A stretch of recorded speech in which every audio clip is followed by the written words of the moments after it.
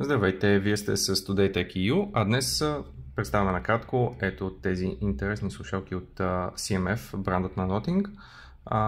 Става дума за моделът Buds Pro 2, който е и сред най-актуалните предложения на компанията. Ето това е кейсът, като отличителното в него, освен на приятния оранжев цвят, е ето този бутон, който може да се върти и да се натиска.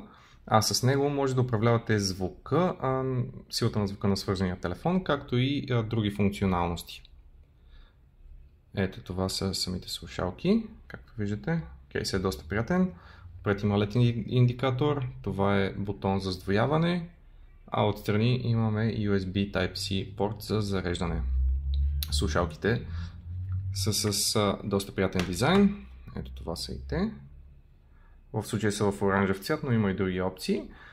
Като във всяка слушалка има два говорителя, 11 мм за ниски и 6 мм за високи честоти. С един заряд на батерията на слушалките може да достигнете до 7 часа издържливост, като тази стойност се увеличава до 43 часа с включената в кейса батерия. Наличен е LDAC кодек за Hi-Res предаване на безжичен звук, което означава, че звукът е с доста високо качество. Също така имате опция за управляване на доста функционалности с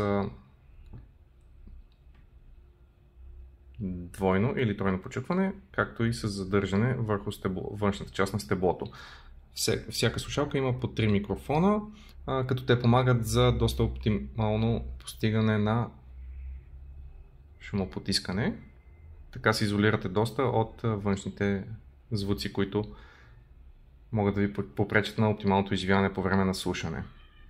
Сред останалите функционалности са още възможност за едновременно свързване с две устройства, сертификация IP55 за слушалките, както и ChatGPT интеграция при свързване с смартфон на Nothing или CMF.